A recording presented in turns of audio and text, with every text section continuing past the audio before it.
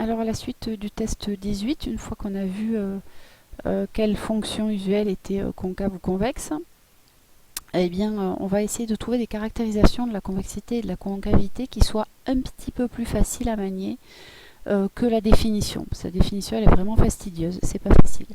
Donc dans le cas où une fonction va être dérivable, on va voir qu'on va avoir certains cas et certains calculs qui vont nous donner des résultats assez simples à exploiter. Alors je rappelle ici, j'affiche les deux théorèmes, le théorème 19 et le théorème 20, qui nous permettent de poser le problème de la convexité sous l'angle de la dérivabilité. Donc le théorème 19, il dit si j'ai une fonction dérivable sur un intervalle i, c de f c'est sa courbe, son graphe, f est convexe, c'est équivalent à dire que f' est croissante sur i, c'est équivalent à dire que la courbe représentative de f est au-dessus de toutes les tangentes. Et inversement, f est concave, c'est seulement si f seconde est décroissante, ou si est seulement si c de f est en dessous de toutes ses tangentes. Alors la dernière caractérisation, elle n'est pas très pratique à manier au niveau des calculs. Elle n'est même pas du tout en fait. Donc c'est pas celle qu'on va utiliser dans les exemples. C'est bien pratique graphiquement parce qu'on visualise bien une fonction au-dessus de ses tangentes ou une fonction en dessous de ses tangentes. Vous les avez d'ailleurs, je ne les ai pas reprises, mais dans les illustrations qui sont en dessous des théorèmes, là, au niveau des exemples. La fonction carré, la fonction racine carrée, la fonction cube ont été dessinées avec leurs tangentes. Et donc la caractérisation elle est très pratique. Par contre pour les calculs, on va plutôt utiliser la première partie du théorème, c'est-à-dire regarder les variations de f'. Alors dans le test 19 on vous dit démontrer alors le théorème 20 on y reviendra juste après. Dans le test 19 on vous dit démontrer les conjectures qui ont été effectuées au test 17 et 18. Bon, je vous rappelle, le test 17, c'était les fonctions carrées, exponentielles et inverses sont convexes. Alors inverse uniquement sur 0 plus l'infini. Et les fonctions racine carrée, ln de x et 1 sur x sur r moins étoile sont concaves. Alors on va le démontrer. Hop. Alors la première facile à démontrer, c'est la fonction carrée. Montrer qu'elle est convexe sur r. Donc première chose, elle est dérivable. Évidemment, on regarde que les hypothèses du théorème soient bien vérifier. Si on la dérive, f' de x est 2x. Donc il faut trouver, pour utiliser le théorème 19, son sens de variation. Mais 2x, c'est une fonction affine qui a comme coefficient directeur le nombre 2, qui est positif.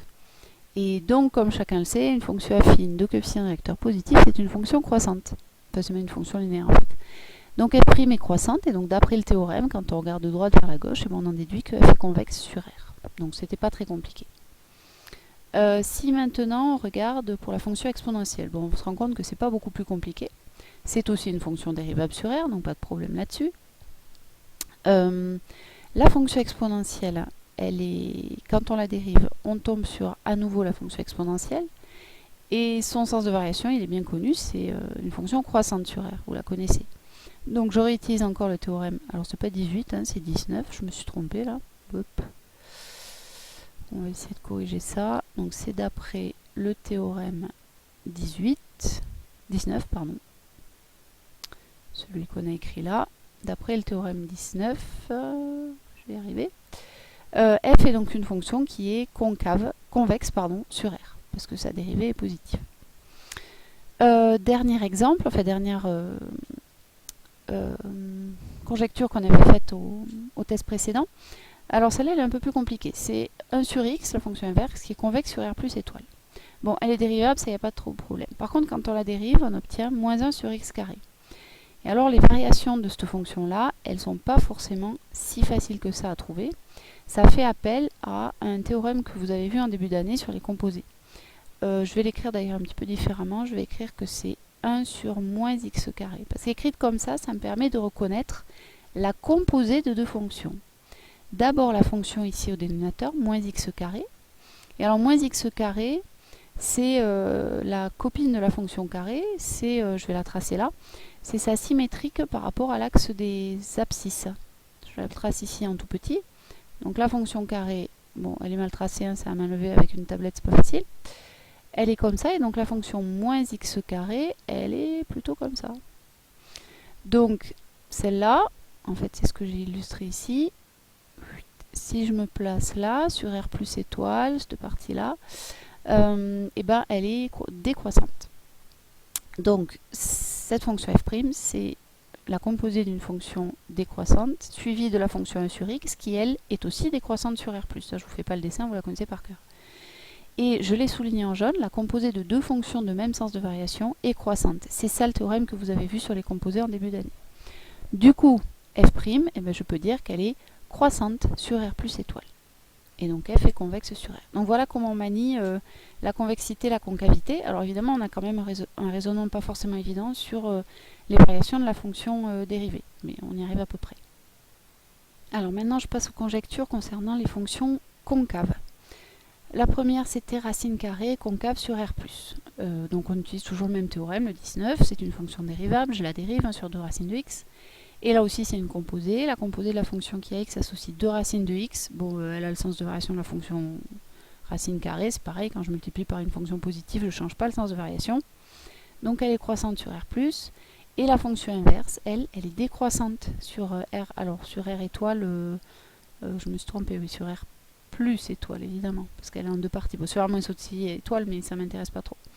Donc sur A plus étoile, sur X, c'est décroissante. Et cette fois, je fais la composée de deux fonctions qui n'ont pas le même sens de variation. Et quand je compose deux fonctions qui n'ont pas le même sens de variation, eh bien j'obtiens une fonction décroissante. Ça aussi, vous l'avez vu en début d'année. Du coup, ma fonction f', elle est décroissante. Et donc f, elle est concave sur R plus étoile. De la même manière, la fonction ln de x, elle est concave sur R plus étoile. Je la dérive. Ça me donne f' de x égale 1 sur x.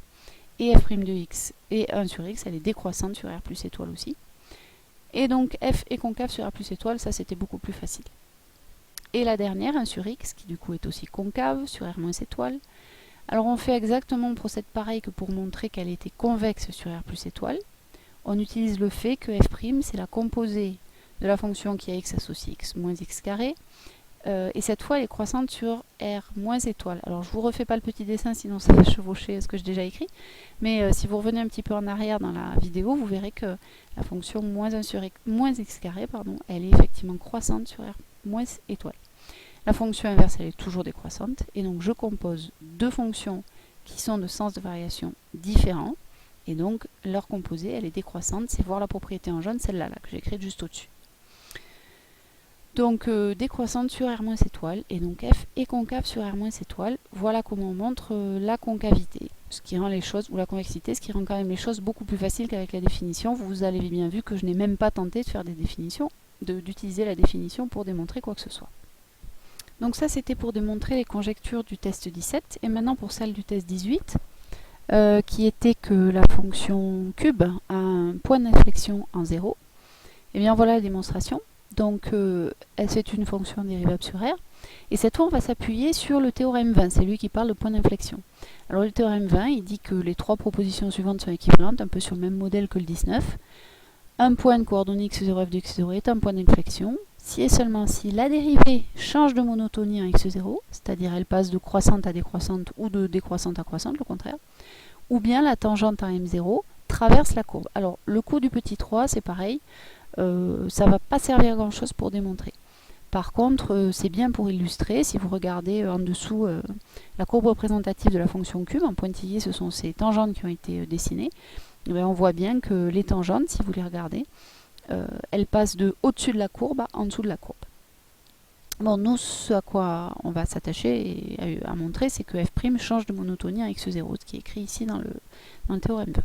Alors voilà comment on procède, donc on calcule la dérivée de la fonction, c'est 3x carré. Et alors, la fonction qui a x associée 3x carré, elle a les mêmes variations que celle qui a x associée x carré. Elle est décroissante sur R-, et croissante sur R+, donc la dérivée, elle change de monotonie en 0. Je vous rappelle, la petite fonction carrée, elle fait ça. Hop, décroissante, puis croissante. Donc 3x carré, elle fait pareil. Du coup, puisque la dérivée change de monotonie, d'après le théorème 20, ça veut dire que... Alors, elle change de monotonie où? Oui, en 0 évidemment, quand la fonction carrée change de monotonie. Et donc, la fonction f a bien un point d'inflexion ici en 0. Voilà, c'est terminé pour le test 19.